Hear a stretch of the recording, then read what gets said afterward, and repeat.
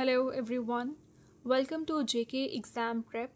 So this channel is dedicated to JKPSC, JKSSB, UPSC and other competitive exam aspirants who want concept clarity with structured notes and analytical understanding.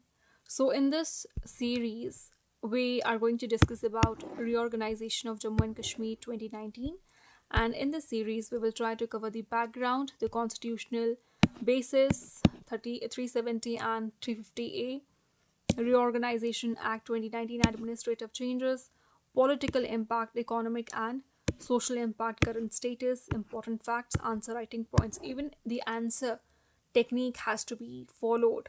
So in the UPSC, there would be this answer writing session. So for that, you really need to understand what is the right way to write your answers for the UPSC and the JKPSC examinations. Now let us start. So see, today we are going to discuss one of the most significant constitutional development in the post-independence India, which is the reorganization of J&K 2019. So this was not just an administrative change. It altered the federal structure. जो federal structure था उससे पूरा alter करके रख दिया इसने. ठीक है. This reorganization act of J&K 2019. It has not just altered the federal structure but also the center-state relations. Center-state के relations में change देखने को मिला, and the special status of the state that we had actually Article 370. ठीक है. So in this lecture we will try to understand each and everything. So let us start with the very first point, which is the background of Jammu and Kashmir special status. सबसे पहला है accession to India 1947. In 1947, princely states were given choice to join India or Pakistan. आप India को join करो या पाकिस्तान को join करो, तो princely states को ये choice दी हुई थी. महाराजा Hari Singh of J&K signed instrument of accession on 26 October 1947. So महाराजा हरी सिंह जो J&K के थे, उन्होंने इंस्ट्रूमेंट ऑफ सक्सेशन को साइन किया. डेट याद रखिएगा प्लीज़. ठीक है. 26 अक्टूबर 1947 में क्या साइन किया है? इंस्ट्रूमेंट ऑफ एक्सेशन को साइन किया. किसने किया है? महाराजा हरी सिंह ऑफ J&K ने साइन किया है. J&K acceded to India on defence, foreign affairs, communications और जितने भी बाकी मैटर्स थे वो स्टेट के पास रहे. ठीक है. Next comes article 370. Article 370 was included in the Indian Constitution for J&K. It gave special autonomous status. ये इंडियन कॉन्स्टिट्यूशन में भी हमें देखने को मिलता है, हमारा आर्टिकल 370. ठीक है. और ये इसने एक स्पेशल ऑटोनोमस स्टेटस दिया था J&K को. और इस आर्टिकल 370 में है क्या क्या? एक separate constitution, separate flag, limited application of Indian law, special powers to state assembly, no automatic application of central laws. Central laws का ऑटोमेटिकली एप्लीकेशन नहीं रहेगा, उन्हें पहले स्टेट असेंबली से पूछना पड़ता था, स्टेट से परमिशन लेनी पड़ती थी किसी भी लॉ को लागू करने के लिए. कुछ स्पेशल पावर्स स्टेट असेंबली को दी जाती थी. Limited application of Indian law, separate flag और सेपरेट कॉन्स्टिट्यूशन था अपना J&K का. तो J&K जो था, कहा भी जाता है और कहा भी जा सकता है कि इसे एक स्पेशल स्टेटस एक्चुअल में दिया था. तो J&K was not like other states. Okay. Then comes Article 35A 1954. What is Article 35A 1954? See, it was inserted through presidential order. Presidential order के through इसे insert कराया गया था. It allowed J&K to define permanent residents. इससे इसने J&K को allow किया कि वो define कर सके permanent residents को. ठीक है. permanent residents को वो define कर सके. Special rights दिए उनको in jobs, poverty नहीं, I'm so sorry, it's property, education, scholarships. तो special rights उनको in context में दिए गए. नॉन रेसिडेंट्स थे, they could not buy land. जो यहाँ के रेसिडेंट नहीं थे वो यहाँ के लैंड को नहीं बाई कर सकते थे. तो प्रेसिडेंशियल ऑर्डर के थ्रू आर्टिकल 35A को इंसर्ट कराया गया है और J&K के पास ये सब चीज़ें हैं. ठीक है. कि वो परमानेंट रेसिडेंट्स को प्रॉपर्ली डिफाइन किया है और स्पेशल राइट्स दिए गए हैं in terms of job, property, education and scholarships. Problems क्या थी associated with the special status? क्या ऐसी प्रॉब्लम्स देखने को हमें मिली इस स्पेशल स्टेटस के साथ? से government argue that article 370 caused political problems. Government का ये मानना था कि जो आर्टिकल 370 है ये कुछ पॉलिटिकल प्रॉब्लम्स को क्रिएट कर रहा है, जैसे weak integration, separatism, terrorism, limited central control, ये सारी पॉलिटिकल प्रॉब्लम्स गवर्नमेंट को दिखी। सेकंड था इकोनॉमिक प्रॉब्लम्स देखने को मिली, जैसे लो प्राइवेट इन्वेस्टमेंट हो रही थी, इंडस्ट्रियल बैकवर्डनेस थी, अनएम्प्लॉयमेंट थी। तो आर्टिकल 370 की वजह से उनको ये सब प्रॉब्लम्स देखने को मिली कि ये सब प्रॉब्लम्स कौन क्रिएट कर रहा है, article 370। Next come social problems, जैसे कि gender discrimination, refugees law, lack of social justice. तो they were used as justification, इनको जस्टिफिकेशन के तौर पे यूज़ किया गया कि ये प्रॉब्लम्स क्रिएट हो रही हैं, इसीलिए हमें आर्टिकल 370 को इरेडिकेट करना पड़ेगा। Now events leading to reorganization 2018-2019, क्या क्या इवेंट्स हुए लीडिंग टू दिस रीऑर्गेनाइजेशन। जून 2018 की बात करते हैं, कोलिशन गवर्नमेंट कोलैप्स कर गई, गवर्नर का रूल इम्पोज हो गया, ठीक है।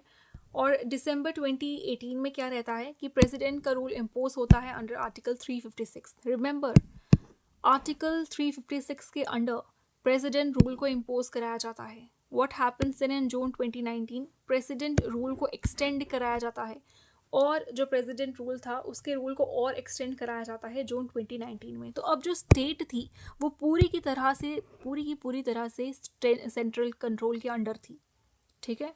एक आप देख सकते हो ये इवेंट्स हैं, जून 2018 में क्या है, फिर दिसंबर 2018 में क्या होता है, और जून 2019 में क्या होता है। तो एक तरीके से आप क्रोनोलॉजी देख सकते हो, ठीक है।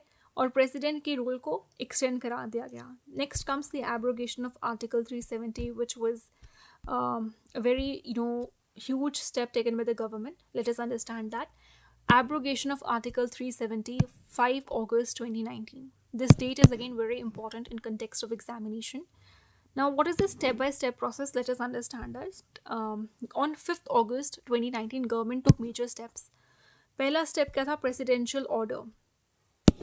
Now, the first step was presidential order. President ने issue किया था order under Article 371.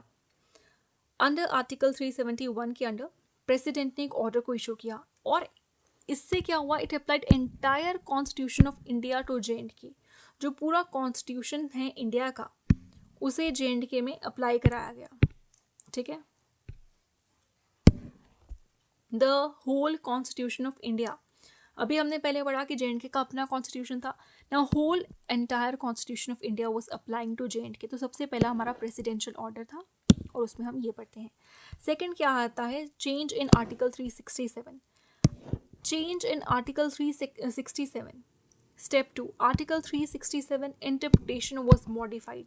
जो इंटरप्रिटेशन थी 367 के तहत उसे मॉडिफाई कराया गया। पहले कॉन्स्टिट्यूएंट असेंबली था, अब उसे लेजिस्लेटिव असेंबली कराया गया। So this was crucial legally, legal तौर पे ये बहुत इंपॉर्टेंट था।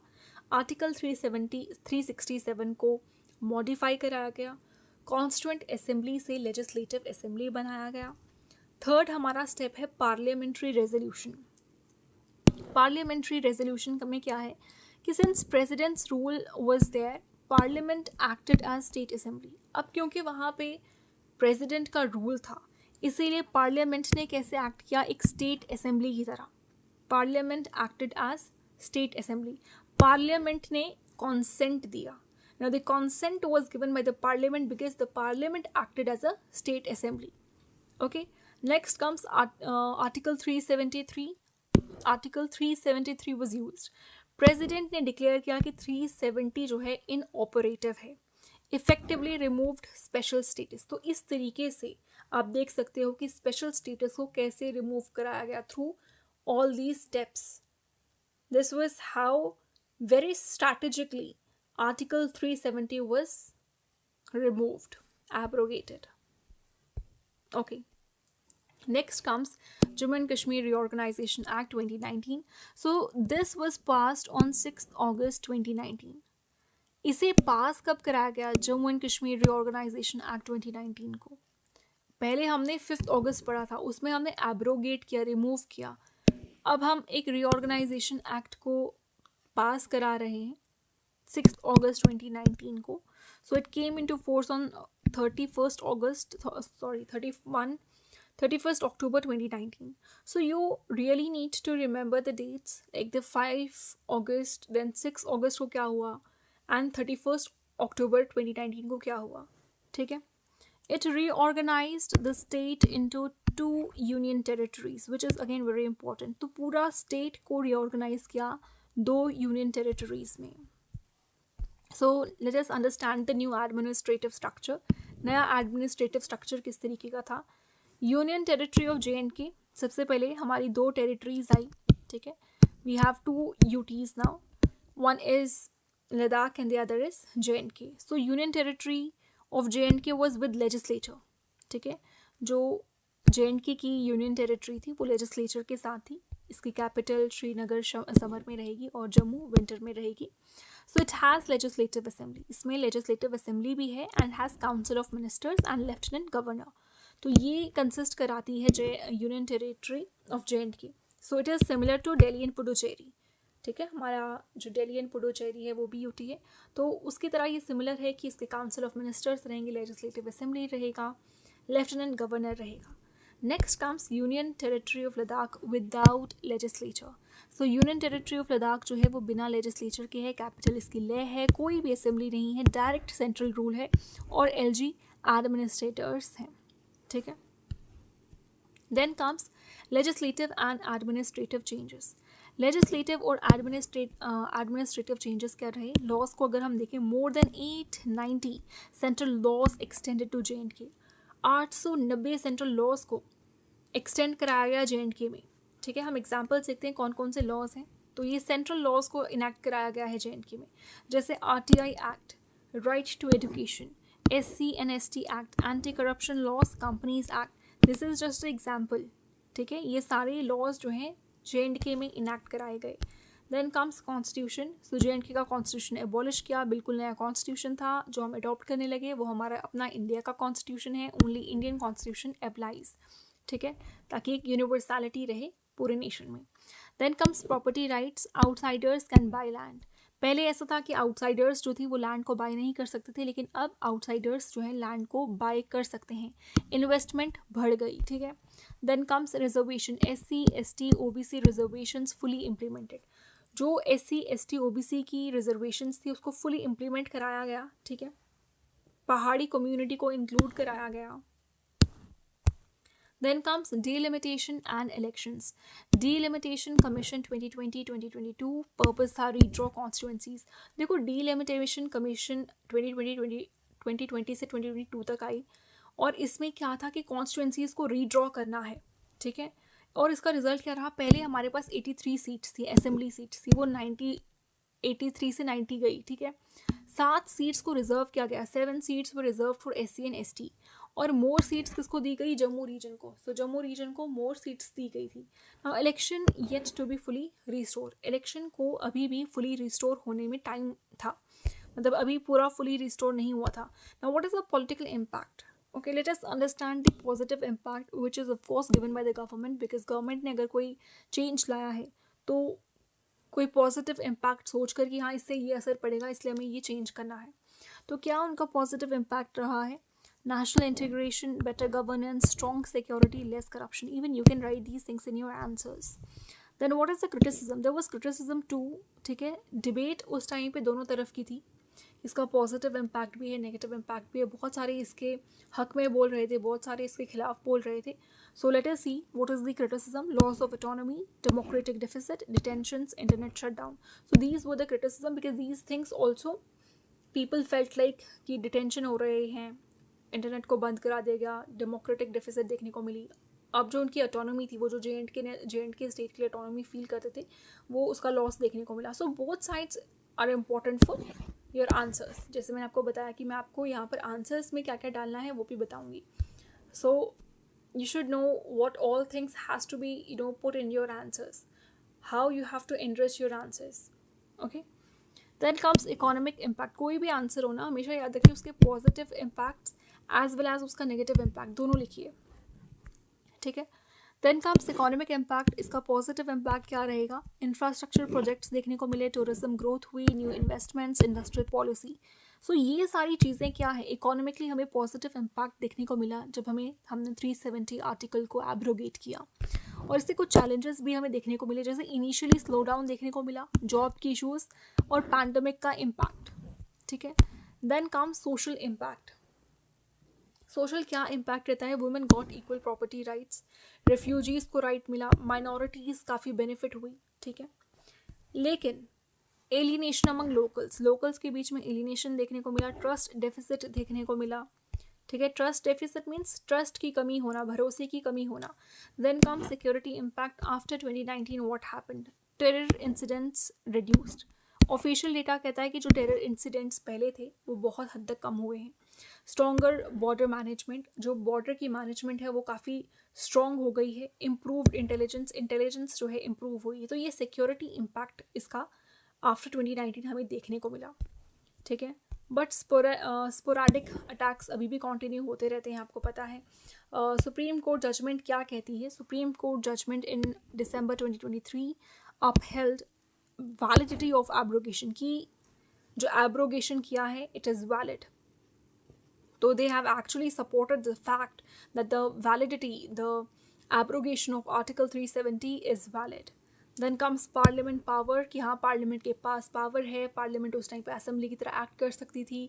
ठीक है, देन कम्स दिस रीऑर्गेनाइजेशन, किस तरीके से रीऑर्गेनाइज किया एक स्टेट को, किस तरीके से यूटीज़ में बदला। ठीक है, तो सुप्रीम कोर्ट ने इन सब चीज़ों को अपहेल्ड कराया है। ठीक है, it ask government, so these things were already supported by the supreme court. Now it asks government to restore statehood, conduct elections. This is again very important for exams. देखो, it asks government to restore statehood. इसने government को कहा कि statehood को restore करो, elections को conduct कराओ। ठीक है, now what is the current status? Let's understand it according to the exam. As of now, if we see J&K UT with legislature, Ladakh जो है UT without legislature। ठीक है, J&K लेजिस्लेचर के साथ है, लद्दाख बिना लेजिस्लेचर के साथ है। LG के पास स्ट्रॉन्ग पावर्स हैं, स्टेटहुड प्रॉमिस्ड फ्यूचर। ठीक है, then comes this important dates which are again very important. ठीक है, और ये आपको मेमोराइज करनी है। आपके JK SSB एग्जाम्स हो, JK PSC एग्जाम्स हो, बहुत इंपॉर्टेंट है, उनके लिए इन डेट्स को याद रखना।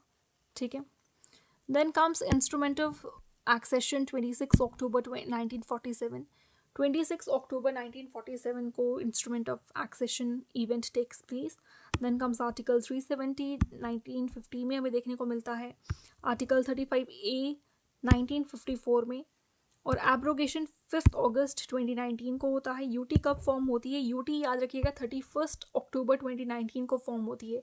कई लोग बच्चे इससे कंफ्यूज कर जाते हैं कि यूटी जो है 5 अगस्त को ही फॉर्म हुई है। नो, यूटी जो है इट हैज़ फॉर्म्ड ऑन 31 अक्टूबर 2019, और सुप्रीम कोर्ट कब अपना वर्डिक्ट देती है? दिसंबर 2023 को अपना वर्डिक्ट देती है। Again these dates are very important. ये पूरा आपने जो पढ़ा है ना, उसको इस क्रोनोलॉजी में याद रखो। ये पूरी स्टोरी आपको एक स्टोरी के फॉर्म में याद होना चाहिए कि पहले 26 अक्टूबर 1947 को महाराजा हरि सिंह ने कैसे साइन किया इंस्ट्रूमेंट ऑफ एक्सेशन। सो यहाँ से लेकर आपको यहाँ तक की स्टोरी याद होनी चाहिए, और ये क्रक्स एक तरीके से मैंने आपको दिया है कि आप इन डेट्स को याद रखो, पूरी स्टोरी याद रह जाएगी। ठीक है, देन कम्स फॉर प्रीलिम्स, जो कि बहुत इंपॉर्टेंट है, 1 लाइनर्स हैं। ठीक है, देखो हमारा J&K रीऑर्गेनाइजेशन एक्ट 2019 में आया है, आपको पता होना चाहिए। 2 UTs हैं, J&K और लद्दाख। आर्टिकल 370 को रिमूव किया है 5 अगस्त 2019। कैपिटल लद्दाख की लेह है, और लेजिस्लेचर याद रखिएगा सिर्फ और सिर्फ J&K UT में है। और इसका हम मेंस के लिए हमारा आंसर फॉर्मेट क्या रहेगा, हम किस तरीके से आंसर लिखेंगे? पहले हमेशा हमारा इंट्रोडक्शन रहता है, then comes the body and the conclusion. You don't have to write these things, but जो आपका आंसर का फॉर्मेट रहेगा वो इस तरीके से रहेगा कि आप इंट्रोडक्शन, बॉडी, कंक्लूजन लिखेंगे।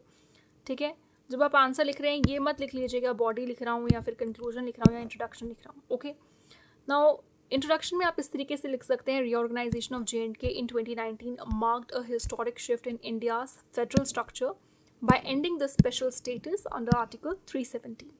देन कम्स द बॉडी, और आपको उस बॉडी में एक्सप्लेन करना है बैकग्राउंड, लीगल स्टेप्स क्या रहे, एडमिनिस्ट्रेटिव चेंजेस क्या रहे, इम्पैक्ट्स क्या रहे। ठीक है, And then comes the conclusion. It aimed at integration and development, but long-term success depends on democratic restoration and inclusive governance. ठीक है?